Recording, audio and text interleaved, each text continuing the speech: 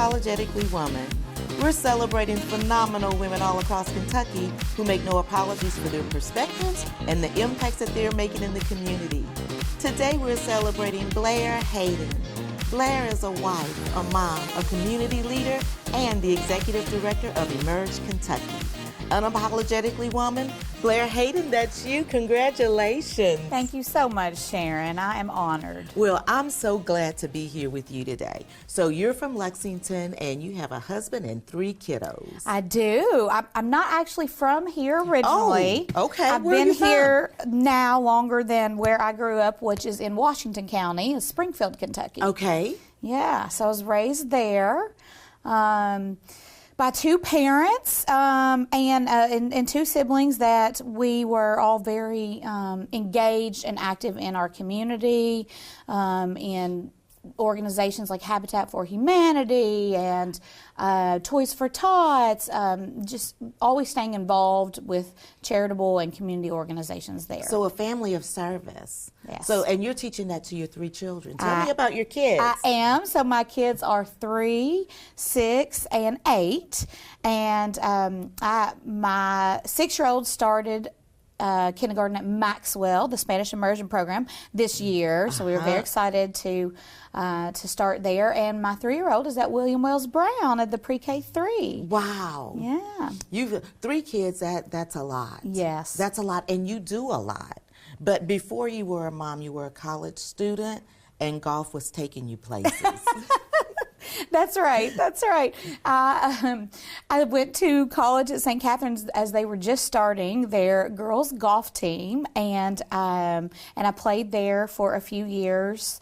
I like to talk about that because it was the first few years of them developing a women's program, and so it means a lot to me to be part of those first few years as they were getting started, and you know, why they didn't have a women's program all along and what that means for women as we've come to these places. That's right, because, you know, if it was in the beginning there, you always think, why wasn't it always there? But women's sports have not always been equal in men's places. Exactly, exactly. And so that's important work for you. Yes, yeah.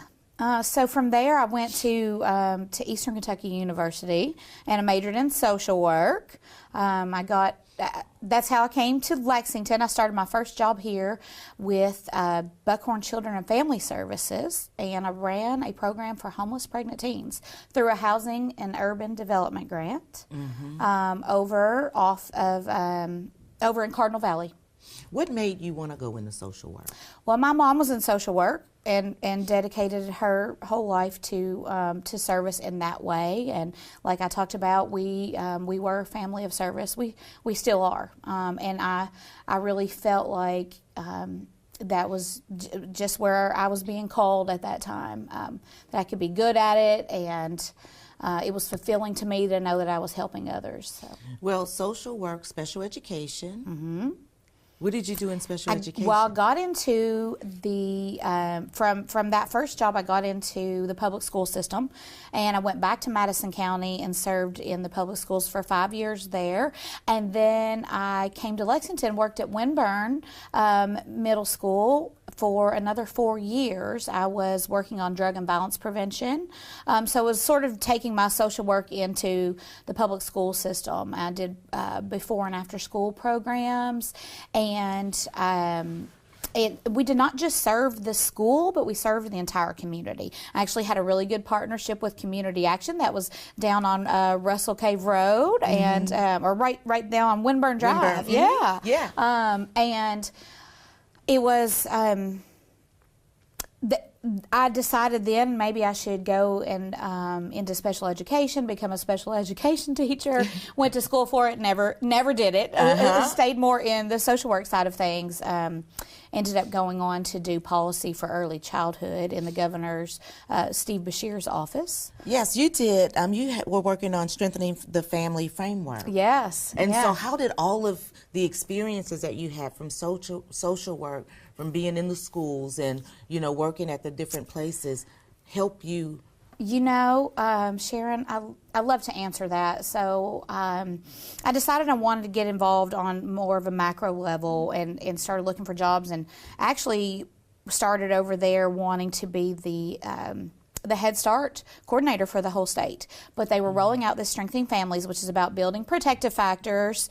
In any organization that works with children and families, we want them to adopt this framework. And I use the example of when I was at Winburn and had to call a parent for a little girl that was in trouble. And this mom probably had to get on 3 different buses, leave her job to get across town to be there for her daughter when there was something going on, and realizing what these parents are doing to try to keep their family together and still showing up for them was a huge part of that building those protective factors, right? So yeah, because you got to see all of the barriers. Yes. Sometimes outsiders are looking in at these families and think that they're not doing a good job, when truly they are facing so much just to get there and to keep their job and to be there for their family. And so... Well, the one thing that I want to make sure that people, and I say it all the time, it does not matter how many zeros you have on your bank account to determine how much you love your children and your family. Absolutely. We all love our families the same. Absolutely. And we all want the best for them. Yes. Yeah. And so you have done all of that work, and then somehow you are in politics. Mm-hmm. How does that happen? Doesn't that make so much sense, right? When you care about families and children and what working moms are facing, and single-parent homes, and so many things that you realize you want to help get women into elected office that have a seat at the table, so that people are benefiting from policies that moms and working women can make to help those families that I was serving as a social worker. Well, and because it's, I always think that, women, we have so many different ideas, different inspirations, and, it's important for us to be at the table when the decisions are being made. Yes. And so you're working to help people who want to be in elected officials. Yes. They say that it takes asking a woman 7 times to run for office before she will do it. And so that's part of my goal, is to be that woman and to encourage others, not just women, other men to ask the women in their lives to step up and run for office. And when women do get elected, they work well together, and they work across the aisle to get policies that will serve all of us. What do you think the challenges are for women in politics? Well, it's a man's world. So women in politics they're still fighting to have their seat at the table. They're still fighting to have their voices heard. There are not as many women elected. I think the United States is behind other third world countries in women being elected to office. Here in Kentucky, we rank toward the bottom of women serving in the legislature. Mm-hmm. So it's challenging just to get there and to keep their seat at the table. And then to fight for equality for women, right? And for equal pay, and to have maternity leave, and all these issues that nobody are looking at, or hadn't been looking at for a long time. Yes. And so it takes people willing to be strong and courageous. Yes. In order to be able to do that, because it can be tough. Yeah.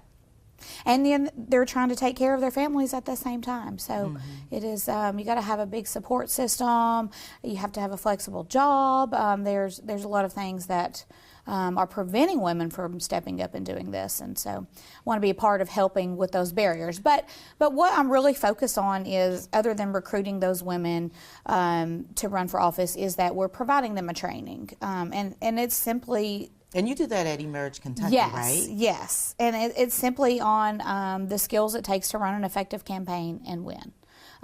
Since we're not part of the Good Old Boys Club, then we're going to have a girls club, and we're going to talk about how to fundraise and how to knock on doors, and all the things that are needed to run a successful campaign.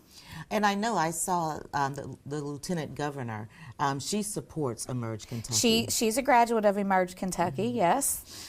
So she's the bright spot for us, obviously. She's the first Democratic lieutenant woman governor to be elected twice, and we're very proud of all the work that she's doing, and grateful for her support and being a part of our team. And we're so happy about the support that you give everybody else, because not just on the state level, you also bring it down to the local level with the neighborhood association. Yes, I serve on the board of my neighborhood association in Kennewick, and I want to walk the talk, right, and be a part of my community and give back to it, and I'm showing that to my children. So we love going to they're watching. Yes, yeah. We love going to our community center there in Kennewick, and that's where our board meetings are held, and being a part of our community network. I saw that so much as a social worker. The people that were serving in their neighborhood associations were really the ones that were helping, giving that support to the community, and so I want to do that in that way too. For the last word, for young girls or young women that are watching, what kind of advice would you give them? To get involved. Just get involved. It doesn't matter on what level. We each have different skill sets and different ways that we feel like we can serve, and whatever that is, to get involved. If they want to be the President of the United States one day, if they want to serve on their city council, every single type of office is important. And it doesn't have to just be an elected office, but it can be volunteering for the community action. Yes, it can. And it can be other things, just helping other kids in the neighborhood, but to just get involved. Connect with your neighbors. Thank you so much, and Thank congratulations. You, Thank you so much. You guys continue to watch as we celebrate other phenomenal women just like Blair in Kentucky who are making changes. Continue to watch Unapologetically Woman, and I'll see you